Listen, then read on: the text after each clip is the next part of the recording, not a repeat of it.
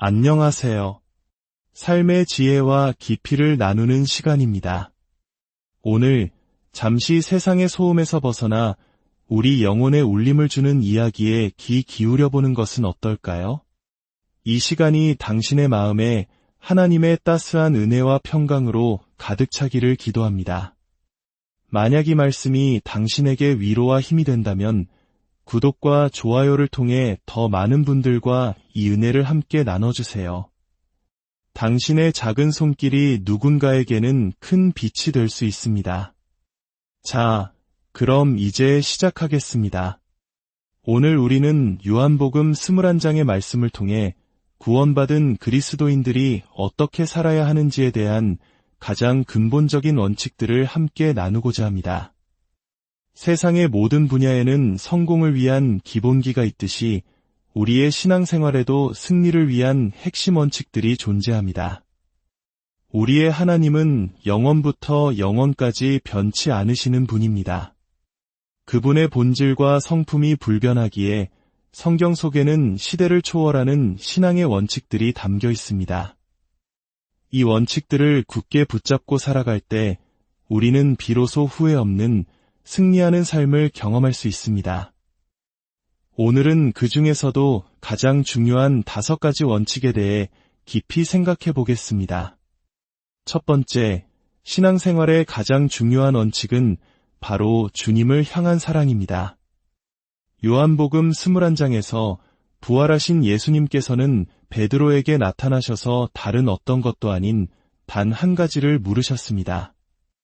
요한의 아들 시몬아, 내가 이 사람들보다 나를 더 사랑하느냐? 주님은 이 질문을 3번이나 반복하셨습니다. 왜일까요? 이것이 가장 중요하기 때문입니다. 주님은 베드로의 과거 실수를 묻지 않으셨습니다. 내가 과거에 나를 얼마나 사랑했느냐가 아니라 지금 이 순간 내가 나를 사랑하느냐고 물으셨습니다. 이 질문은 오늘 아침 우리 각자에게도 동일하게 던져지는 질문입니다. 내가 정말 나를 사랑하느냐? 베드로가 주여, 그러하나이다. 내가 주를 사랑하는 줄 주께서 아시나이다 라고 고백했을 때 주님은 비로소 내 어린 양을 먹이라, 내 양을 치라고 말씀하셨습니다. 주님의 일을 하는 것은 부차적인 것입니다. 가장 근본적이고 중요한 것은 바로 주님을 향한 우리의 사랑입니다. 우리가 구원받았을 때 우리는 성령으로 말미암아 하나님의 사랑을 마음의 선물로 받았습니다. 그래서 구원받은 그리스도인이라면 누구나 주님을 사랑하는 마음을 소유하게 됩니다. 이 사랑이 있을 때 우리는 자연스럽게 주의 말씀인 성경을 사랑하게 되고 주님의 몸된 교회를 사랑하게 되며 형제자매를 사랑하게 됩니다. 더 나아가 믿지 않는 영혼들을 불쌍히 여기는 마음까지 품게 됩니다. 그러나 이 첫사랑의 문제가 생기면 신앙의 모든 부분에서 빨간불이 켜지게 됩니다.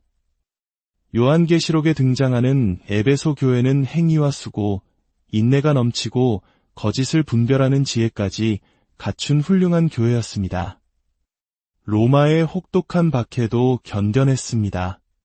하지만 주님은 그들에게 한 가지 치명적인 문제를 지적하셨습니다. 바로 너의 처음 사랑을 버렸느니라. 첫사랑이 식어버린다는 것은 주님 보시기에 영적인 중병과 같습니다. 마치 결혼한 지 오래된 부부 사이에서 사랑이 식어버린 것과 같습니다. 아내가 살림은 완벽하게 하지만 남편을 향한 따뜻한 사랑과 대화가 사라졌다면 남편의 마음이 어떠하겠습니까? 우리의 신랑 되신 예수님께서 바로 그런 서운함을 느끼시는 것입니다. 그렇다면 첫사랑을 잃어버렸을 때 나타나는 증상들은 무엇일까요? 스스로를 점검해 봅시다. 첫째, 기도 생활이 차가워집니다.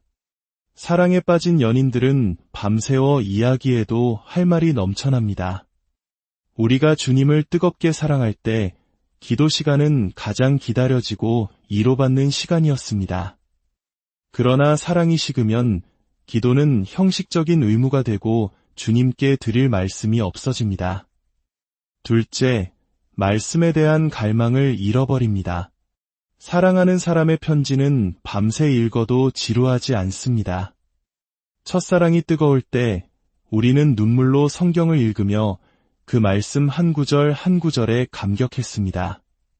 그러나 사랑이 식으면 말씀 읽는 시간은 무미건조한 행위가 되고 주의 명령들은 귀찮은 잔소리로 들리기 시작합니다. 셋째, 형제자매와의 교제가 즐겁지 않습니다. 주님을 사랑하는 마음이 뜨거울 땐 교회에 오는 것만으로도 마음이 평안하고 기뻤습니다. 그러나 사랑이 식으면 교제는 부담이 되고 내게 상처 준 형제자매를 용서하기 어려워집니다. 주님을 사랑하는 것과 형제를 사랑하는 것은 정확히 비례하기 때문입니다. 넷째, 봉사에 대한 기쁨과 열정을 잃어버립니다. 많은 이들이 봉사가 힘들어 지쳤다고 말하지만 핵심은 사랑이 식어버린 것입니다. 사랑하는 사람을 위한 수고는 결코 힘들게 느껴지지 않습니다.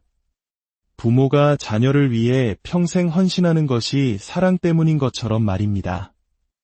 어느 순간부터 주님을 위해 드리는 시간과 물질이 아깝게 느껴진다면 그것은 사랑이 식었다는 증거입니다. 다섯째, 일상에서 주님을 생각하지 않습니다. 진정한 사랑은 데이트할 때만 상대방을 생각하는 것이 아닙니다. 온종일 모든 순간에 사랑하는 사람이 떠오릅니다. 그러나 사랑이 식으면 주일에는 주님을 찾지만 월요일부터는 주님을 삶의 한 구석으로 밀어내고 간섭받기를 원치 않습니다. 여섯째, 전도에 대한 열정을 잃어버립니다. 전도는 내가 만난 주님을 자랑하는 것입니다.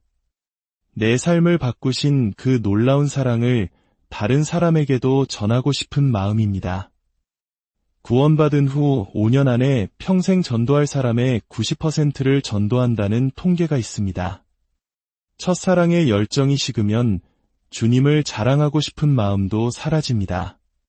일곱째, 주님이 싫어하는 죄에 쉽게 빠져듭니다.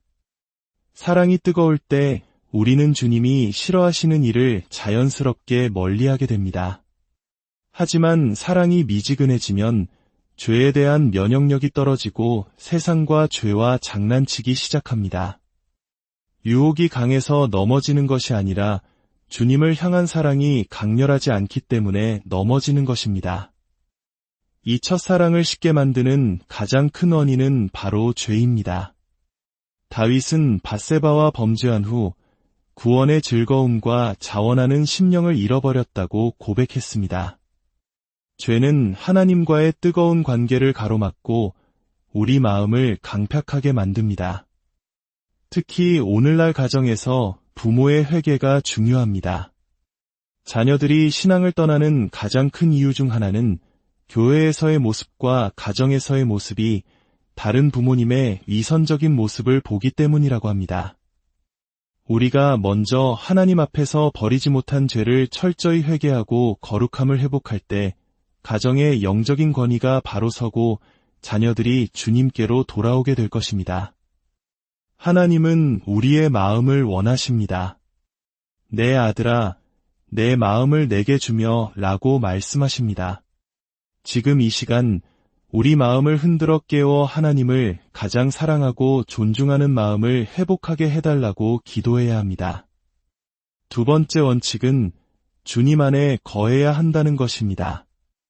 요한복음 15장에서 예수님은 나는 포도나무요 너희는 가지니 젖가 내 안에 내가 저 안에 있으면 이 사람은 과실을 많이 맺나니라고 말씀하셨습니다. 가지가 나무에 붙어있지 않으면 열매를 맺을 수 없듯이 우리도 주님 안에 거할 때 비로소 신앙의 열매를 맺을 수 있습니다. 그렇다면 주님 안에 거한다는 것은 무엇일까요? 그것은 바로 주님의 몸된 교회 안에 거하는 것입니다. 성경은 교회를 살아계신 하나님의 집이라고 말합니다. 여기서 교회는 십자가 달린 건물이 아니라 예수 그리스도의 피로 구원받은 성도들의 모임을 의미합니다. 하나님께서 인정하시는 참된 교회에는 두 가지 기준이 있습니다. 첫째, 모인 사람들이 정말로 구원받은 그리스도인들로 구성되어 있는가. 둘째, 그 모임을 통해 구원받는 영혼들이 계속해서 태어나는 생명의 역사가 나타나는가. 구원받은 우리는 이 하나님의 집, 즉 교회 안에 깊이 뿌리를 내려야 합니다. 교회 안에도 크고 작은 문제가 있을 수 있습니다. 하지만 교회의 주인은 주님이시며 그분께서 친히 우리를 바꾸시고 세워가십니다. 교회라는 영적인 가족 공동체 안에서 말씀을 공급받고 서로 사랑하며 세워져 갈 때 우리는 어떤 시련 속에서도 흔들리지 않는 견고한 믿음의 사람으로 성장하게 됩니다. 세 번째 원칙은 생략되었지만 네 번째 중요한 원칙으로 넘어가겠습니다. 그것은 바로 하나님을 의지하는 것이 최선이다라는 것입니다. 성경은 우리가 구원받기 전 살았던 애굽 땅과 구원받은 후 살게 된 가나안 땅을 비교합니다. 애굽은 나일강이 있어 인간의 노력과 수단으로 언제든 농사를 지을 수 있는 땅이었습니다. 세상의 방식을 상징합니다. 하지만 가나안 땅은 하늘에서 비가 내리지 않으면 아무것도 할 수 없는 땅입니다. 오직 하나님만 바라보고 그분의 도우심을 구해야만 살 수 있는 곳입니다. 어떤 땅이 더 좋아 보이십니까? 세상적인 눈으로 보면 애굽 땅이 훨씬 안정적으로 보입니다. 그러나 하나님은 가나안 땅을 여호와께서 권고하시는 땅이라 새초부터 새말까지 하나님의 눈이 항상 그 위에 있느니라고 말씀하십니다. 하나님의 특별한 관심과 돌보심이 있는 땅이라는 의미입니다. 우리는 구원받는 순간 애굽에서 가나안으로 이주한 사람들입니다. 이제 우리의 삶은 더 이상 나의 힘과 노력으로 사는 것이 아니라 하늘의 공급을 받아 사는 것입니다. 그래서 구원받은 후에 예전처럼 내 힘과 수단으로만 살려고 하면 이상하게 일이 더 꼬이고 힘들어지는 것을 경험하게 됩니다. 그것은 비정상이 아니라 정상입니다. 하나님께서 이제 나를 의지하며 사는 법을 배우라고 말씀하시는 신호입니다. 인생의 모든 문제 앞에서 먼저 하나님께 여쭙고 그분의 말씀을 신뢰하는 것이 가장 지혜로운 길입니다. 시편 기자의 고백처럼 여호와께서 집을 세우지 아니하시면 세우는 자의 수고가 헛되며 여호와께서 성을 지키지 아니하시면 파수꾼의 경성함이 허사로다. 우리의 가정, 직장, 자녀, 그리고 교회에서의 모든 봉사까지 주님이 도와주셔야만 합니다. 기도는 다른 길이 없는 자들의 영적인 통곡입니다. 오직 주님만이 나의 도움이심을 고백하며 그분께 매달릴 때 우리는 독수리가 날개치며 올라감 같은 새 힘을 얻게 될 것입니다. 마지막 다섯 번째 원칙은 하나님은 축복 전에 반드시 고난을 허락하신다는 것입니다. 구원받은 하나님의 자녀가 되었으니 이제 모든 일이 만사형통하면 얼마나 좋겠습니까? 그러나 신앙의 법칙은 그렇지 않습니다. 하나님은 우리에게 마침내 복을 주시기 위하여 먼저 광야의 길을 걷게 하십니다.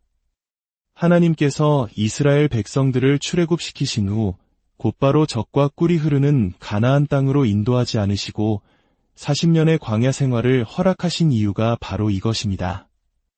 광야는 우리를 낮추시고 우리 마음의 중심에 무엇이 있는지를 시험하시며 오직 하나님의 말씀으로만 살 수 있음을 가르치시는 훈련의 장소입니다. 인생의 광풍이 불어올 때, 건강이 무너지고 계획이 틀어질 때, 경제적인 어려움이 닥쳐올 때 우리는 비로소 내가 얼마나 믿음이 없고 연약한 존재인지를 깨닫게 됩니다. 그리고 바로 그 가장 어두운 밤에 우리는 가장 가까이에서 하나님을 만나게 됩니다. 성경에서 하나님께 귀하게 쓰임받은 인물들을 보십시오. 요셉, 다윗, 욥. 그들의 공통점은 모두가 상상할 수 없는 깊은 고난의 골짜기를 통과했다는 것입니다.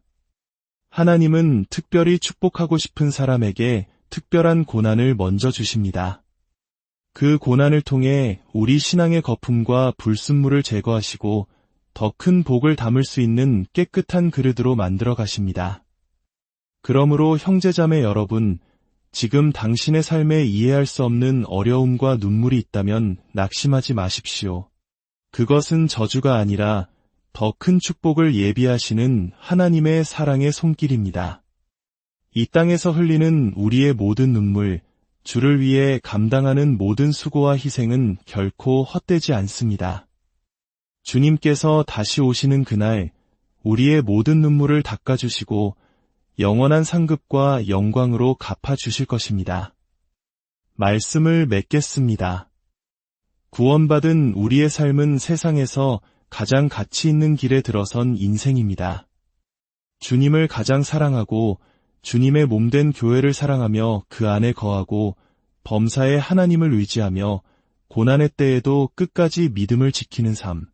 그 과정에 수많은 눈물과 아픔이 있다 할지라도 그 길의 끝에는 영원한 기쁨과 승리가 우리를 기다리고 있습니다. 하나님 아버지, 오늘 말씀을 통해 우리 신앙의 기본을 다시 돌아보게 하시니 감사합니다. 무엇보다 주님을 향한 첫사랑을 회복시켜 주시고 세상의 방법이 아닌 오직 주님만을 의지하며 살게 하옵소서. 우리에게 허락하신 고난의 의미를 깨달아 믿음으로 인내하며 마침내 주께서 예비하신 복을 받아 누리는 우리 모두가 되게 하여 주시옵소서. 이 모든 말씀, 우리를 사랑하시는 예수 그리스도의 이름으로 기도드립니다. 안녕하세요. 삶의 지혜와 깊이를 나누는 시간입니다. 오늘 잠시 세상의 소음에서 벗어나 우리 영혼에 울림을 주는 이야기에 귀 기울여보는 것은 어떨까요? 이 시간이 당신의 마음에 하나님의 따스한 은혜와 평강으로 가득 차기를 기도합니다. 만약 이 말씀이 당신에게 위로와 힘이 된다면 구독과 좋아요를 통해 더 많은 분들과 이 은혜를 함께 나눠주세요. 당신의 작은 손길이 누군가에게는 큰 빛이 될 수 있습니다. 자, 그럼 이제 시작하겠습니다. 오늘 우리는 요한복음 21장의 말씀을 통해 구원받은 그리스도인들이 어떻게 살아야 하는지에 대한 가장 근본적인 원칙들을 함께 나누고자 합니다. 세상의 모든 분야에는 성공을 위한 기본기가 있듯이 우리의 신앙생활에도 승리를 위한 핵심 원칙들이 존재합니다. 우리의 하나님은 영원부터 영원까지 변치 않으시는 분입니다. 그분의 본질과 성품이 불변하기에 성경 속에는 시대를 초월하는 신앙의 원칙들이 담겨 있습니다. 이 원칙들을 굳게 붙잡고 살아갈 때 우리는 비로소 후회 없는 승리하는 삶을 경험할 수 있습니다. 오늘은 그 중에서도 가장 중요한 5가지 원칙에 대해 깊이 생각해 보겠습니다. 첫 번째, 신앙생활의 가장 중요한 원칙은 바로 주님을 향한 사랑입니다. 요한복음 21장에서 부활하신 예수님께서는 베드로에게 나타나셔서 다른 어떤 것도 아닌 단 한 가지를 물으셨습니다. 요한의 아들 시몬아, 내가 이 사람들보다 나를 더 사랑하느냐? 주님은 이 질문을 3번이나 반복하셨습니다. 왜일까요? 이것이 가장 중요하기 때문입니다. 주님은 베드로의 과거 실수를 묻지 않으셨습니다. 내가 과거에 나를 얼마나 사랑했느냐가 아니라 지금 이 순간 내가 나를 사랑하느냐고 물으셨습니다. 이 질문은 오늘 아침 우리 각자에게도 동일하게 던져지는 질문입니다. 내가 정말 나를 사랑하느냐? 베드로가 주여, 그러하나이다. 내가 주를 사랑하는 줄 주께서 아시나이다 라고 고백했을 때 주님은 비로소 내 어린 양을 먹이라, 내 양을 치라고 말씀하셨습니다. 주님의 일을 하는 것은 부차적인 것입니다. 가장 근본적이고 중요한 것은 바로 주님을 향한 우리의 사랑입니다.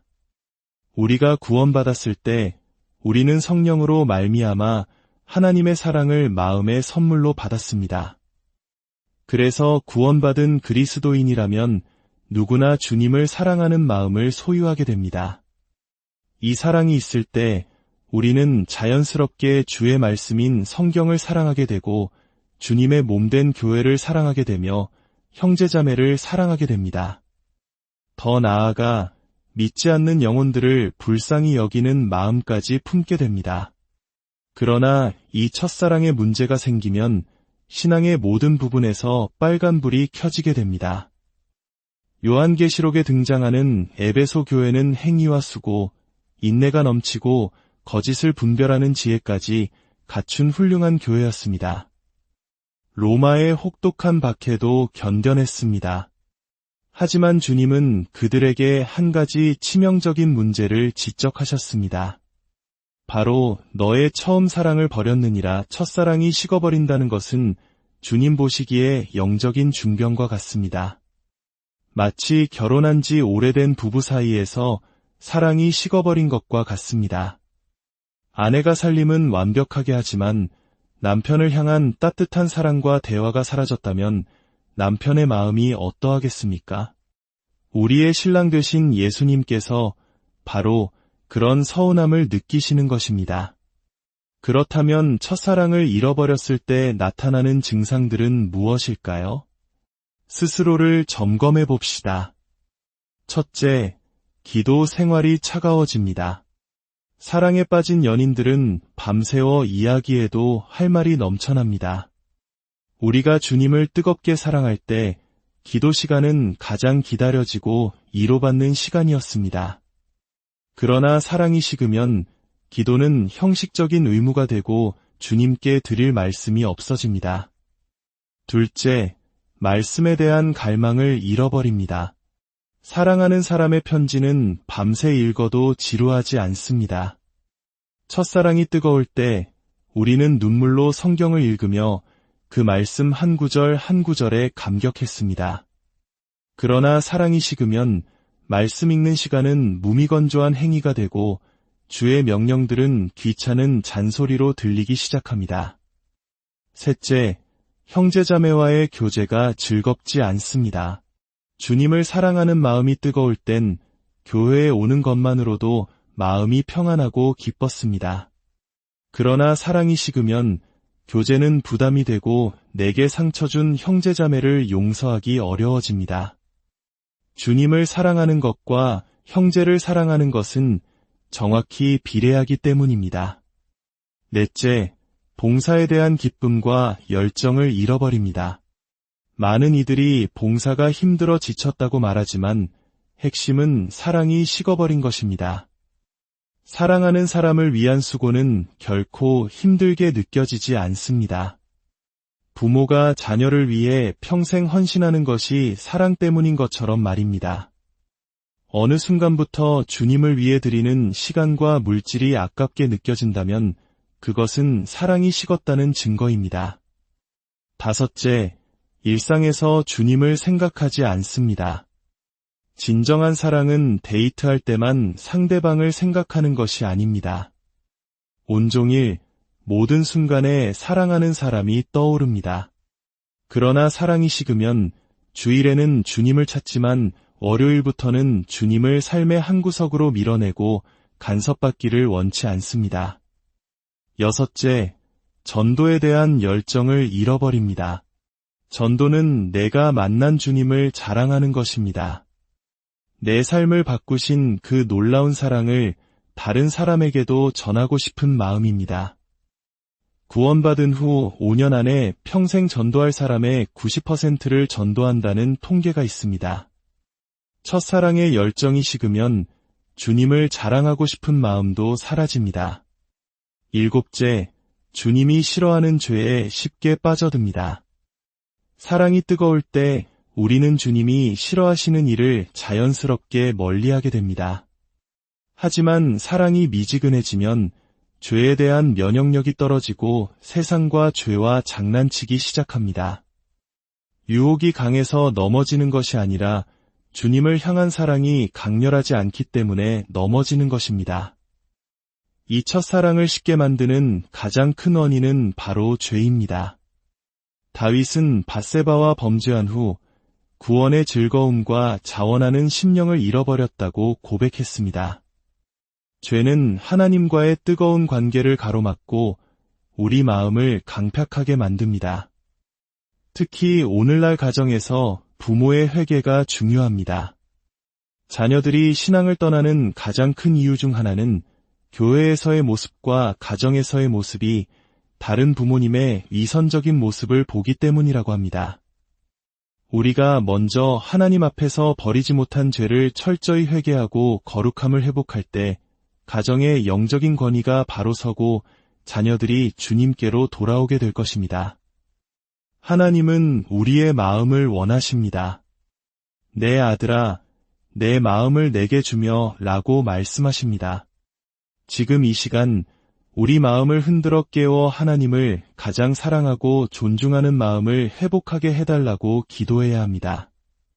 두 번째 원칙은 주님 안에 거해야 한다는 것입니다. 요한복음 15장에서 예수님은 나는 포도나무요 너희는 가지니 젖가 내 안에 내가 저 안에 있으면 이 사람은 과실을 많이 맺나니 라고 말씀하셨습니다. 가지가 나무에 붙어있지 않으면 열매를 맺을 수 없듯이 우리도 주님 안에 거할 때 비로소 신앙의 열매를 맺을 수 있습니다. 그렇다면 주님 안에 거한다는 것은 무엇일까요? 그것은 바로 주님의 몸된 교회 안에 거하는 것입니다. 성경은 교회를 살아계신 하나님의 집이라고 말합니다. 여기서 교회는 십자가 달린 건물이 아니라 예수 그리스도의 피로 구원받은 성도들의 모임을 의미합니다. 하나님께서 인정하시는 참된 교회에는 두 가지 기준이 있습니다. 첫째, 모인 사람들이 정말로 구원받은 그리스도인들로 구성되어 있는가? 둘째, 그 모임을 통해 구원받는 영혼들이 계속해서 태어나는 생명의 역사가 나타나는가? 구원받은 우리는 이 하나님의 집, 즉 교회 안에 깊이 뿌리를 내려야 합니다. 교회 안에도 크고 작은 문제가 있을 수 있습니다.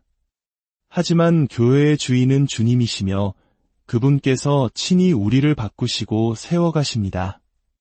교회라는 영적인 가족 공동체 안에서 말씀을 공급받고 서로 사랑하며 세워져 갈 때 우리는 어떤 시련 속에서도 흔들리지 않는 견고한 믿음의 사람으로 성장하게 됩니다.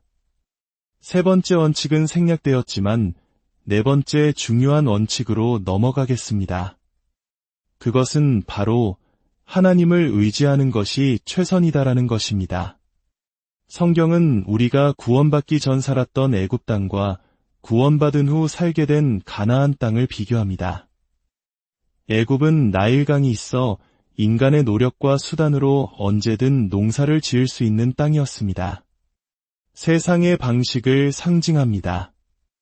하지만 가나안 땅은 하늘에서 비가 내리지 않으면 아무것도 할 수 없는 땅입니다. 오직 하나님만 바라보고 그분의 도우심을 구해야만 살 수 있는 곳입니다. 어떤 땅이 더 좋아 보이십니까? 세상적인 눈으로 보면 애굽 땅이 훨씬 안정적으로 보입니다. 그러나 하나님은 가나안 땅을 여호와께서 권고하시는 땅이라 새초부터 새말까지 하나님의 눈이 항상 그 위에 있느니라고 말씀하십니다. 하나님의 특별한 관심과 돌보심이 있는 땅이라는 의미입니다. 우리는 구원받는 순간 애굽에서 가나안으로 이주한 사람들입니다. 이제 우리의 삶은 더 이상 나의 힘과 노력으로 사는 것이 아니라 하늘의 공급을 받아 사는 것입니다. 그래서 구원받은 후에 예전처럼 내 힘과 수단으로만 살려고 하면 이상하게 일이 더 꼬이고 힘들어지는 것을 경험하게 됩니다. 그것은 비정상이 아니라 정상입니다. 하나님께서 이제 나를 의지하며 사는 법을 배우라고 말씀하시는 신호입니다. 인생의 모든 문제 앞에서 먼저 하나님께 여쭙고 그분의 말씀을 신뢰하는 것이 가장 지혜로운 길입니다. 시편 기자의 고백처럼 여호와께서 집을 세우지 아니하시면 세우는 자의 수고가 헛되며 여호와께서 성을 지키지 아니하시면 파수꾼의 경성함이 허사로다. 우리의 가정, 직장, 자녀, 그리고 교회에서의 모든 봉사까지 주님이 도와주셔야만 합니다. 기도는 다른 길이 없는 자들의 영적인 통곡입니다. 오직 주님만이 나의 도움이심을 고백하며 그분께 매달릴 때 우리는 독수리가 날개치며 올라감 같은 새 힘을 얻게 될 것입니다. 마지막 5번째 원칙은 하나님은 축복 전에 반드시 고난을 허락하신다는 것입니다. 구원받은 하나님의 자녀가 되었으니 이제 모든 일이 만사형통하면 얼마나 좋겠습니까? 그러나 신앙의 법칙은 그렇지 않습니다. 하나님은 우리에게 마침내 복을 주시기 위하여 먼저 광야의 길을 걷게 하십니다. 하나님께서 이스라엘 백성들을 출애굽시키신 후 곧바로 젖과 꿀이 흐르는 가나안 땅으로 인도하지 않으시고 40년의 광야 생활을 허락하신 이유가 바로 이것입니다. 광야는 우리를 낮추시고 우리 마음의 중심에 무엇이 있는지를 시험하시며 오직 하나님의 말씀으로만 살 수 있음을 가르치시는 훈련의 장소입니다. 인생의 광풍이 불어올 때, 건강이 무너지고 계획이 틀어질 때, 경제적인 어려움이 닥쳐올 때 우리는 비로소 내가 얼마나 믿음이 없고 연약한 존재인지를 깨닫게 됩니다. 그리고 바로 그 가장 어두운 밤에 우리는 가장 가까이에서 하나님을 만나게 됩니다. 성경에서 하나님께 귀하게 쓰임받은 인물들을 보십시오. 요셉, 다윗, 욥. 그들의 공통점은 모두가 상상할 수 없는 깊은 고난의 골짜기를 통과했다는 것입니다. 하나님은 특별히 축복하고 싶은 사람에게 특별한 고난을 먼저 주십니다. 그 고난을 통해 우리 신앙의 거품과 불순물을 제거하시고 더 큰 복을 담을 수 있는 깨끗한 그릇으로 만들어 가십니다. 그러므로 형제자매 여러분, 지금 당신의 삶에 이해할 수 없는 어려움과 눈물이 있다면 낙심하지 마십시오. 그것은 저주가 아니라 더 큰 축복을 예비하시는 하나님의 사랑의 손길입니다. 이 땅에서 흘리는 우리의 모든 눈물, 주를 위해 감당하는 모든 수고와 희생은 결코 헛되지 않습니다. 주님께서 다시 오시는 그날 우리의 모든 눈물을 닦아주시고 영원한 상급과 영광으로 갚아주실 것입니다. 말씀을 맺겠습니다.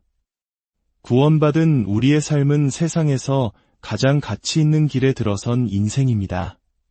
주님을 가장 사랑하고 주님의 몸된 교회를 사랑하며 그 안에 거하고 범사에 하나님을 의지하며 고난의 때에도 끝까지 믿음을 지키는 삶. 그 과정에 수많은 눈물과 아픔이 있다 할지라도 그 길의 끝에는 영원한 기쁨과 승리가 우리를 기다리고 있습니다. 하나님 아버지, 오늘 말씀을 통해 우리 신앙의 기본을 다시 돌아보게 하시니 감사합니다. 무엇보다 주님을 향한 첫사랑을 회복시켜 주시고 세상의 방법이 아닌 오직 주님만을 의지하며 살게 하옵소서. 우리에게 허락하신 고난의 의미를 깨달아 믿음으로 인내하며 마침내 주께서 예비하신 복을 받아 누리는 우리 모두가 되게 하여 주시옵소서. 이 모든 말씀, 우리를 사랑하시는 예수 그리스도의 이름으로 기도드립니다. 안녕하세요. 삶의 지혜와 깊이를 나누는 시간입니다. 오늘 잠시 세상의 소음에서 벗어나 우리 영혼에 울림을 주는 이야기에 귀 기울여보는 것은 어떨까요?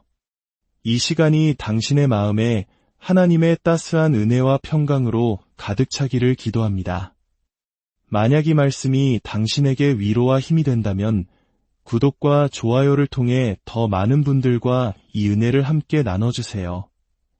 당신의 작은 손길이 누군가에게는 큰 빛이 될 수 있습니다. 자, 그럼 이제 시작하겠습니다. 오늘 우리는 요한복음 21장의 말씀을 통해 구원받은 그리스도인들이 어떻게 살아야 하는지에 대한 가장 근본적인 원칙들을 함께 나누고자 합니다. 세상의 모든 분야에는 성공을 위한 기본기가 있듯이 우리의 신앙생활에도 승리를 위한 핵심 원칙들이 존재합니다. 우리의 하나님은 영원부터 영원까지 변치 않으시는 분입니다. 그분의 본질과 성품이 불변하기에 성경 속에는 시대를 초월하는 신앙의 원칙들이 담겨 있습니다. 이 원칙들을 굳게 붙잡고 살아갈 때 우리는 비로소 후회 없는 승리하는 삶을 경험할 수 있습니다. 오늘은 그 중에서도 가장 중요한 5가지 원칙에 대해 깊이 생각해 보겠습니다. 첫 번째, 신앙생활의 가장 중요한 원칙은 바로 주님을 향한 사랑입니다. 요한복음 21장에서 부활하신 예수님께서는 베드로에게 나타나셔서 다른 어떤 것도 아닌 단 한 가지를 물으셨습니다. 요한의 아들 시몬아, 내가 이 사람들보다 나를 더 사랑하느냐? 주님은 이 질문을 3번이나 반복하셨습니다. 왜일까요? 이것이 가장 중요하기 때문입니다. 주님은 베드로의 과거 실수를 묻지 않으셨습니다. 내가 과거에 나를 얼마나 사랑했느냐가 아니라 지금 이 순간 내가 나를 사랑하느냐고 물으셨습니다. 이 질문은 오늘 아침 우리 각자에게도 동일하게 던져지는 질문입니다. 내가 정말 나를 사랑하느냐? 베드로가 주여, 그러하나이다. 내가 주를 사랑하는 줄 주께서 아시나이다 라고 고백했을 때 주님은 비로소 내 어린 양을 먹이라, 내 양을 치라고 말씀하셨습니다. 주님의 일을 하는 것은 부차적인 것입니다. 가장 근본적이고 중요한 것은 바로 주님을 향한 우리의 사랑입니다. 우리가 구원받았을 때 우리는 성령으로 말미암아 하나님의 사랑을 마음의 선물로 받았습니다. 그래서 구원받은 그리스도인이라면 누구나 주님을 사랑하는 마음을 소유하게 됩니다. 이 사랑이 있을 때 우리는 자연스럽게 주의 말씀인 성경을 사랑하게 되고 주님의 몸된 교회를 사랑하게 되며 형제자매를 사랑하게 됩니다. 더 나아가 믿지 않는 영혼들을 불쌍히 여기는 마음까지 품게 됩니다. 그러나 이 첫사랑의 문제가 생기면 신앙의 모든 부분에서 빨간불이 켜지게 됩니다. 요한계시록에 등장하는 에베소 교회는 행위와 수고, 인내가 넘치고 거짓을 분별하는 지혜까지 갖춘 훌륭한 교회였습니다. 로마의 혹독한 박해도 견뎌냈습니다. 하지만 주님은 그들에게 한 가지 치명적인 문제를 지적하셨습니다. 바로 너의 처음 사랑을 버렸느니라. 첫사랑이 식어버린다는 것은 주님 보시기에 영적인 중병과 같습니다. 마치 결혼한 지 오래된 부부 사이에서 사랑이 식어버린 것과 같습니다. 아내가 살림은 완벽하게 하지만 남편을 향한 따뜻한 사랑과 대화가 사라졌다면 남편의 마음이 어떠하겠습니까? 우리의 신랑 되신 예수님께서 바로 그런 서운함을 느끼시는 것입니다. 그렇다면 첫사랑을 잃어버렸을 때 나타나는 증상들은 무엇일까요? 스스로를 점검해 봅시다. 첫째, 기도 생활이 차가워집니다. 사랑에 빠진 연인들은 밤새워 이야기해도 할 말이 넘쳐납니다. 우리가 주님을 뜨겁게 사랑할 때 기도 시간은 가장 기다려지고 위로받는 시간이었습니다. 그러나 사랑이 식으면 기도는 형식적인 의무가 되고 주님께 드릴 말씀이 없어집니다.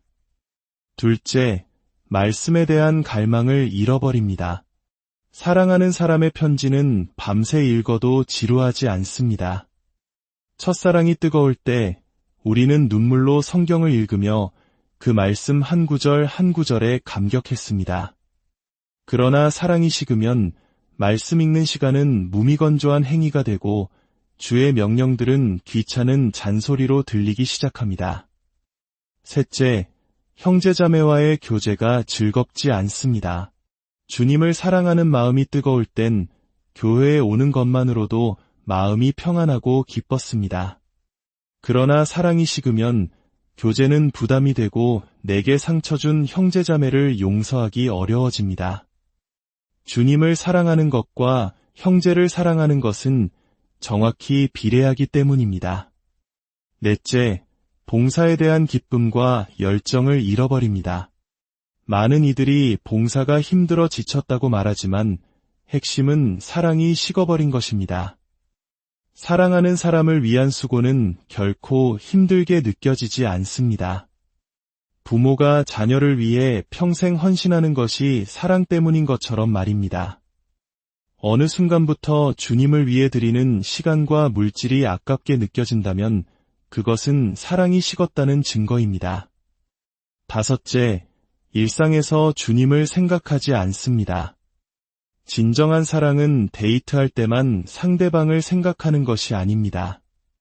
온종일 모든 순간에 사랑하는 사람이 떠오릅니다. 그러나 사랑이 식으면 주일에는 주님을 찾지만 월요일부터는 주님을 삶의 한 구석으로 밀어내고 간섭받기를 원치 않습니다. 여섯째, 전도에 대한 열정을 잃어버립니다. 전도는 내가 만난 주님을 자랑하는 것입니다. 내 삶을 바꾸신 그 놀라운 사랑을 다른 사람에게도 전하고 싶은 마음입니다. 구원받은 후 5년 안에 평생 전도할 사람의 90%를 전도한다는 통계가 있습니다. 첫사랑의 열정이 식으면 주님을 자랑하고 싶은 마음도 사라집니다. 일곱째, 주님이 싫어하는 죄에 쉽게 빠져듭니다. 사랑이 뜨거울 때 우리는 주님이 싫어하시는 일을 자연스럽게 멀리하게 됩니다. 하지만 사랑이 미지근해지면 죄에 대한 면역력이 떨어지고 세상과 죄와 장난치기 시작합니다. 유혹이 강해서 넘어지는 것이 아니라 주님을 향한 사랑이 강렬하지 않기 때문에 넘어지는 것입니다. 이 첫사랑을 쉽게 만드는 가장 큰 원인은 바로 죄입니다. 다윗은 밧세바와 범죄한 후 구원의 즐거움과 자원하는 심령을 잃어버렸다고 고백했습니다. 죄는 하나님과의 뜨거운 관계를 가로막고 우리 마음을 강팍하게 만듭니다. 특히 오늘날 가정에서 부모의 회개가 중요합니다. 자녀들이 신앙을 떠나는 가장 큰 이유 중 하나는 교회에서의 모습과 가정에서의 모습이 다른 부모님의 위선적인 모습을 보기 때문이라고 합니다. 우리가 먼저 하나님 앞에서 버리지 못한 죄를 철저히 회개하고 거룩함을 회복할 때 가정의 영적인 권위가 바로 서고 자녀들이 주님께로 돌아오게 될 것입니다. 하나님은 우리의 마음을 원하십니다. 내 아들아, 내 마음을 내게 주며 라고 말씀하십니다. 지금 이 시간 우리 마음을 흔들어 깨워 하나님을 가장 사랑하고 존중하는 마음을 회복하게 해달라고 기도해야 합니다. 두 번째 원칙은 주님 안에 거해야 한다는 것입니다. 요한복음 15장에서 예수님은 나는 포도나무요 너희는 가지니 젖가 내 안에 내가 저 안에 있으면 이 사람은 과실을 많이 맺나니라고 말씀하셨습니다. 가지가 나무에 붙어있지 않으면 열매를 맺을 수 없듯이 우리도 주님 안에 거할 때 비로소 신앙의 열매를 맺을 수 있습니다. 그렇다면 주님 안에 거한다는 것은 무엇일까요? 그것은 바로 주님의 몸된 교회 안에 거하는 것입니다. 성경은 교회를 살아계신 하나님의 집이라고 말합니다. 여기서 교회는 십자가 달린 건물이 아니라 예수 그리스도의 피로 구원받은 성도들의 모임을 의미합니다. 하나님께서 인정하시는 참된 교회에는 두 가지 기준이 있습니다. 첫째, 모인 사람들이 정말로 구원받은 그리스도인들로 구성되어 있는가? 둘째, 그 모임을 통해 구원받는 영혼들이 계속해서 태어나는 생명의 역사가 나타나는가? 구원받은 우리는 이 하나님의 집, 즉 교회 안에 깊이 뿌리를 내려야 합니다. 교회 안에도 크고 작은 문제가 있을 수 있습니다. 하지만 교회의 주인은 주님이시며 그분께서 친히 우리를 바꾸시고 세워가십니다. 교회라는 영적인 가족 공동체 안에서 말씀을 공급받고 서로 사랑하며 세워져 갈 때 우리는 어떤 시련 속에서도 흔들리지 않는 견고한 믿음의 사람으로 성장하게 됩니다. 세 번째 원칙은 생략되었지만 네 번째 중요한 원칙으로 넘어가겠습니다. 그것은 바로 하나님을 의지하는 것이 최선이다라는 것입니다. 성경은 우리가 구원받기 전 살았던 애굽 땅과 구원받은 후 살게 된 가나안 땅을 비교합니다. 애굽은 나일강이 있어 인간의 노력과 수단으로 언제든 농사를 지을 수 있는 땅이었습니다. 세상의 방식을 상징합니다. 하지만 가나안 땅은 하늘에서 비가 내리지 않으면 아무것도 할 수 없는 땅입니다. 오직 하나님만 바라보고 그분의 도우심을 구해야만 살 수 있는 곳입니다. 어떤 땅이 더 좋아 보이십니까? 세상적인 눈으로 보면 애굽 땅이 훨씬 안정적으로 보입니다. 그러나 하나님은 가나안 땅을 여호와께서 권고하시는 땅이라 새초부터 새말까지 하나님의 눈이 항상 그 위에 있느니라고 말씀하십니다. 하나님의 특별한 관심과 돌보심이 있는 땅이라는 의미입니다. 우리는 구원받는 순간 애굽에서 가나안으로 이주한 사람들입니다. 이제 우리의 삶은 더 이상 나의 힘과 노력으로 사는 것이 아니라 하늘의 공급을 받아 사는 것입니다. 그래서 구원받은 후에 예전처럼 내 힘과 수단으로만 살려고 하면 이상하게 일이 더 꼬이고 힘들어지는 것을 경험하게 됩니다. 그것은 비정상이 아니라 정상입니다. 하나님께서 이제 나를 의지하며 사는 법을 배우라고 말씀하시는 신호입니다. 인생의 모든 문제 앞에서 먼저 하나님께 여쭙고 그분의 말씀을 신뢰하는 것이 가장 지혜로운 길입니다. 시편 기자의 고백처럼 여호와께서 집을 세우지 아니하시면 세우는 자의 수고가 헛되며 여호와께서 성을 지키지 아니하시면 파수꾼의 경성함이 허사로다.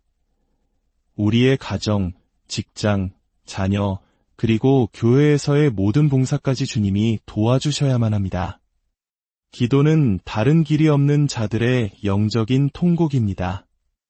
오직 주님만이 나의 도움이심을 고백하며 그분께 매달릴 때 우리는 독수리가 날개치며 올라감 같은 새 힘을 얻게 될 것입니다.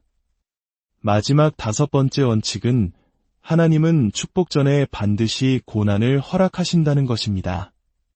구원받은 하나님의 자녀가 되었으니 이제 모든 일이 만사형통하면 얼마나 좋겠습니까? 그러나 신앙의 법칙은 그렇지 않습니다. 하나님은 우리에게 마침내 복을 주시기 위하여 먼저 광야의 길을 걷게 하십니다. 하나님께서 이스라엘 백성들을 출애굽시키신 후 곧바로 젖과 꿀이 흐르는 가나안 땅으로 인도하지 않으시고 40년의 광야 생활을 허락하신 이유가 바로 이것입니다. 광야는 우리를 낮추시고 우리 마음의 중심에 무엇이 있는지를 시험하시며 오직 하나님의 말씀으로만 살 수 있음을 가르치시는 훈련의 장소입니다. 인생의 광풍이 불어올 때, 건강이 무너지고 계획이 틀어질 때, 경제적인 어려움이 닥쳐올 때 우리는 비로소 내가 얼마나 믿음이 없고 연약한 존재인지를 깨닫게 됩니다. 그리고 바로 그 가장 어두운 밤에 우리는 가장 가까이에서 하나님을 만나게 됩니다. 성경에서 하나님께 귀하게 쓰임받은 인물들을 보십시오. 요셉, 다윗, 욥. 그들의 공통점은 모두가 상상할 수 없는 깊은 고난의 골짜기를 통과했다는 것입니다. 하나님은 특별히 축복하고 싶은 사람에게 특별한 고난을 먼저 주십니다. 그 고난을 통해 우리 신앙의 거품과 불순물을 제거하시고 더 큰 복을 담을 수 있는 깨끗한 그릇으로 만들어 가십니다. 그러므로 형제자매 여러분, 지금 당신의 삶에 이해할 수 없는 어려움과 눈물이 있다면 낙심하지 마십시오. 그것은 저주가 아니라 더 큰 축복을 예비하시는 하나님의 사랑의 손길입니다. 이 땅에서 흘리는 우리의 모든 눈물, 주를 위해 감당하는 모든 수고와 희생은 결코 헛되지 않습니다. 주님께서 다시 오시는 그날 우리의 모든 눈물을 닦아주시고 영원한 상급과 영광으로 갚아주실 것입니다. 말씀을 맺겠습니다. 구원받은 우리의 삶은 세상에서 가장 가치 있는 길에 들어선 인생입니다. 주님을 가장 사랑하고 주님의 몸된 교회를 사랑하며 그 안에 거하고 범사에 하나님을 의지하며 고난의 때에도 끝까지 믿음을 지키는 삶. 그 과정에 수많은 눈물과 아픔이 있다 할지라도 그 길의 끝에는 영원한 기쁨과 승리가 우리를 기다리고 있습니다. 하나님 아버지, 오늘 말씀을 통해 우리 신앙의 기본을 다시 돌아보게 하시니 감사합니다. 무엇보다 주님을 향한 첫사랑을 회복시켜 주시고 세상의 방법이 아닌 오직 주님만을 의지하며 살게 하옵소서. 우리에게 허락하신 고난의 의미를 깨달아 믿음으로 인내하며 마침내 주께서 예비하신 복을 받아 누리는 우리 모두가 되게 하여 주시옵소서. 이 모든 말씀 우리를 사랑하시는 예수 그리스도의 이름으로 기도드립니다. 안녕하세요. 삶의 지혜와 깊이를 나누는 시간입니다. 오늘 잠시 세상의 소음에서 벗어나 우리 영혼에 울림을 주는 이야기에 귀 기울여보는 것은 어떨까요? 이 시간이 당신의 마음에 하나님의 따스한 은혜와 평강으로 가득 차기를 기도합니다. 만약 이 말씀이 당신에게 위로와 힘이 된다면 구독과 좋아요를 통해 더 많은 분들과 이 은혜를 함께 나눠주세요. 당신의 작은 손길이 누군가에게는 큰 빛이 될 수 있습니다. 자, 그럼 이제 시작하겠습니다. 오늘 우리는 요한복음 21장의 말씀을 통해 구원받은 그리스도인들이 어떻게 살아야 하는지에 대한 가장 근본적인 원칙들을 함께 나누고자 합니다. 세상의 모든 분야에는 성공을 위한 기본기가 있듯이 우리의 신앙생활에도 승리를 위한 핵심 원칙들이 존재합니다.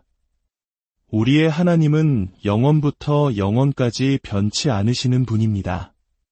그분의 본질과 성품이 불변하기에 성경 속에는 시대를 초월하는 신앙의 원칙들이 담겨 있습니다. 이 원칙들을 굳게 붙잡고 살아갈 때 우리는 비로소 후회 없는 승리하는 삶을 경험할 수 있습니다. 오늘은 그 중에서도 가장 중요한 5가지 원칙에 대해 깊이 생각해 보겠습니다. 첫 번째, 신앙생활의 가장 중요한 원칙은 바로 주님을 향한 사랑입니다.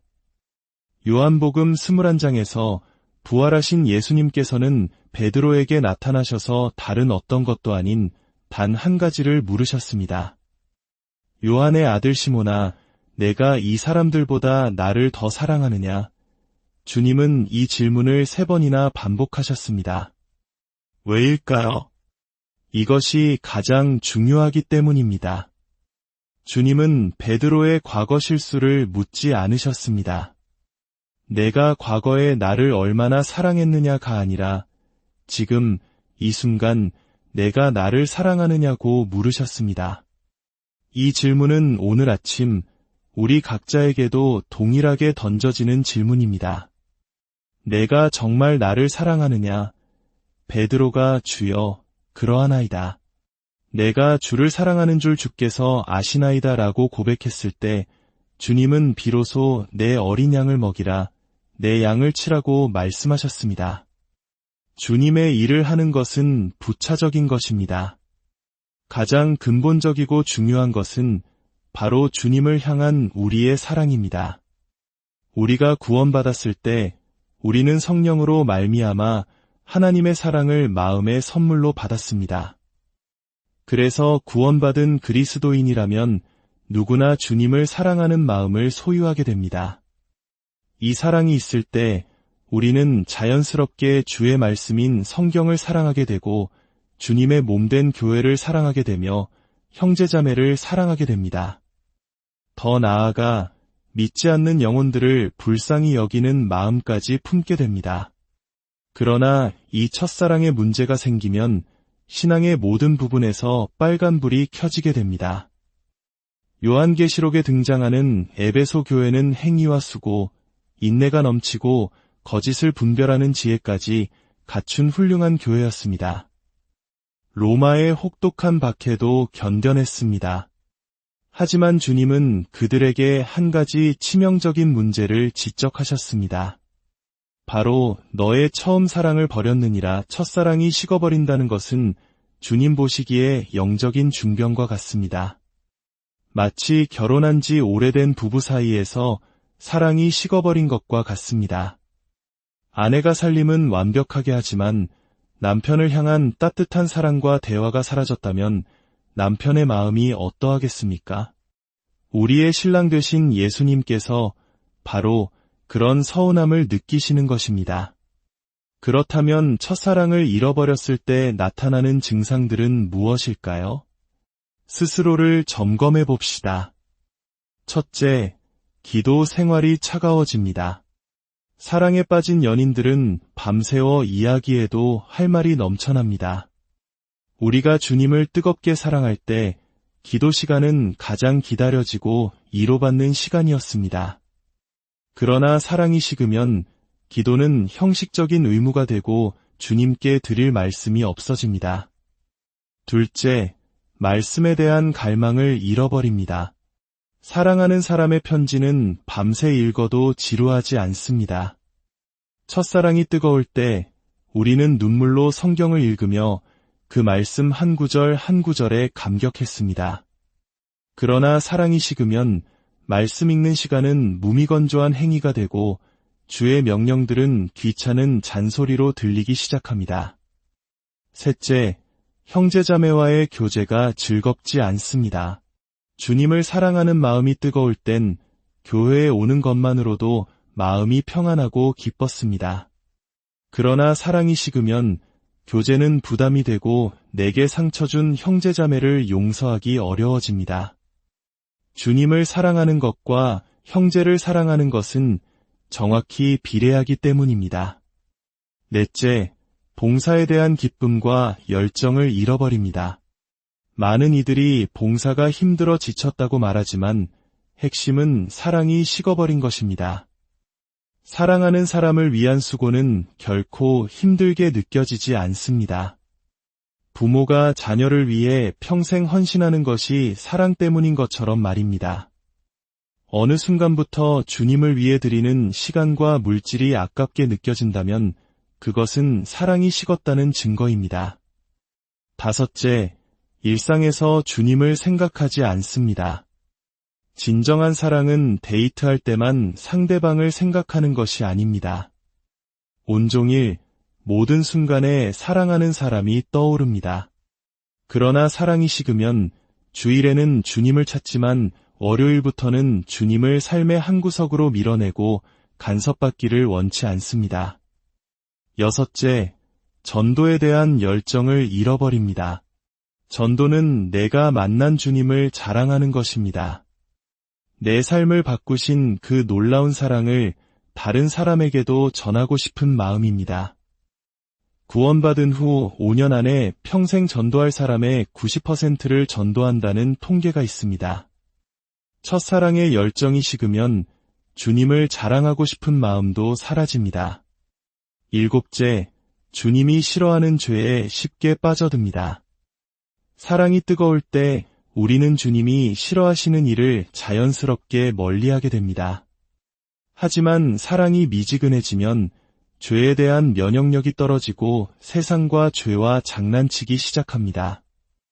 유혹이 강해서 넘어지는 것이 아니라 주님을 향한 사랑이 강렬하지 않기 때문에 넘어지는 것입니다. 이 첫사랑을 쉽게 만드는 가장 큰 원인은 바로 죄입니다. 다윗은 밧세바와 범죄한 후 구원의 즐거움과 자원하는 심령을 잃어버렸다고 고백했습니다. 죄는 하나님과의 뜨거운 관계를 가로막고 우리 마음을 강팍하게 만듭니다. 특히 오늘날 가정에서 부모의 회개가 중요합니다. 자녀들이 신앙을 떠나는 가장 큰 이유 중 하나는 교회에서의 모습과 가정에서의 모습이 다른 부모님의 위선적인 모습을 보기 때문이라고 합니다. 우리가 먼저 하나님 앞에서 버리지 못한 죄를 철저히 회개하고 거룩함을 회복할 때 가정의 영적인 권위가 바로 서고 자녀들이 주님께로 돌아오게 될 것입니다. 하나님은 우리의 마음을 원하십니다. 내 아들아, 내 마음을 내게 주며 라고 말씀하십니다. 지금 이 시간 우리 마음을 흔들어 깨워 하나님을 가장 사랑하고 존중하는 마음을 회복하게 해달라고 기도해야 합니다. 두 번째 원칙은 주님 안에 거해야 한다는 것입니다. 요한복음 15장에서 예수님은 나는 포도나무요 너희는 가지니 젖가 내 안에 내가 저 안에 있으면 이 사람은 과실을 많이 맺나니라고 말씀하셨습니다. 가지가 나무에 붙어 있지 않으면 열매를 맺을 수 없듯이 우리도 주님 안에 거할 때 비로소 신앙의 열매를 맺을 수 있습니다. 그렇다면 주님 안에 거한다는 것은 무엇일까요? 그것은 바로 주님의 몸 된 교회